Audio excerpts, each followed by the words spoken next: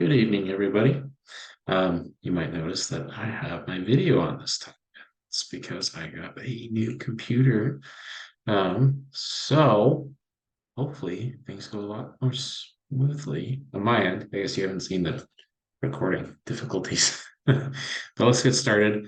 This day's pretty light. As you can see, there's only 20 cards I found.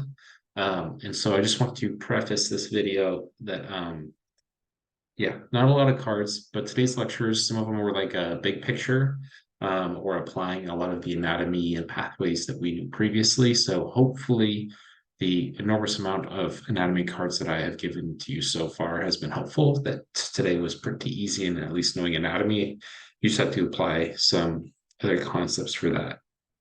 But before I dive in, I just want to recommend maybe looking at our classes Google Drive. I know if you go to Discord, there's access to it to other people's cards. And I know Kevin's in our class is pretty good, as well as some others. So I always recommend checking those out. They make those directly from our lecture slides. But we'll get diving in right into this one and keep it short so you all can get back to studying. So we're going to start in first aid. Step one, as usual, embryology. Go down to number 3, central and peripheral nervous system. And we're going to go into CNS. And a couple of cards I picked up here is what is the embryonic origin of the anterior pituitary and the posterior pituitary. So it goes into, Rathke's pouch, very specific, which we have to know. That is all. That is all from the ectoderm influence on our, eyes and ears, pituitary glands. So, and then we're going to jump to 9. And just make sure you have all of these. The ones that are new that I activated are innervations to specific tongue muscles. And then tongue movement. This is kind of going into swallowing or deglutination or deglutition. So this is a little bit of it. And just helps you get to know the movements, especially probably for anatomy lab. They're practical, but those are the only new cards there. So hopefully that helps a little bit.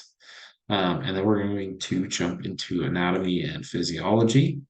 We're going to run down to 38 here and go into the anatomy section and just these new ones that are regarding lumbar punctures that I found. I went through all of the neuro and special senses cards looking for stuff that applied to today's lectures. And they're just not a lot. I feel like our lectures today were pretty specific.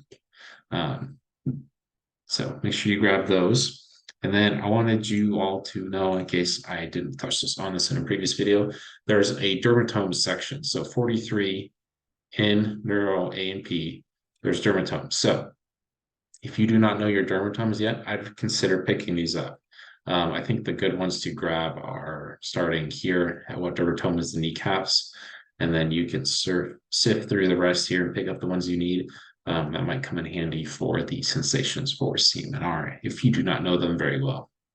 But that is it for A and P in neuro, and then we're going to jump down into ophthalmology, and not a lot in here. We're just going to go straight into Horner syndrome.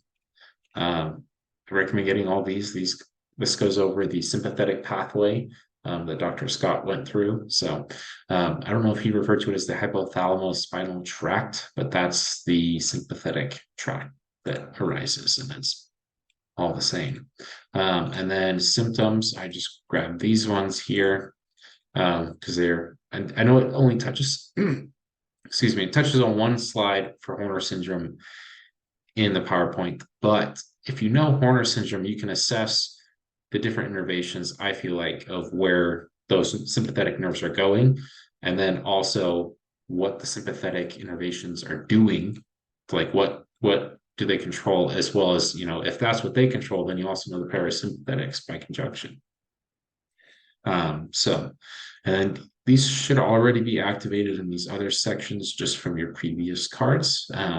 But that is Horner syndrome. So not the first one, not the third one, not these ones, but make sure you get all those, which we went over those. But hopefully all of that massive amount of anatomy that we went through in the last couple of weeks was helpful in applying today's knowledge. And that is it for today's video. So recommend checking out Kevin's and anyone else's flashcards on the Discord page if you want flashcards. Otherwise, I'm just going to go to that whiteboard right behind me and start drawing. Best of luck studying, everybody.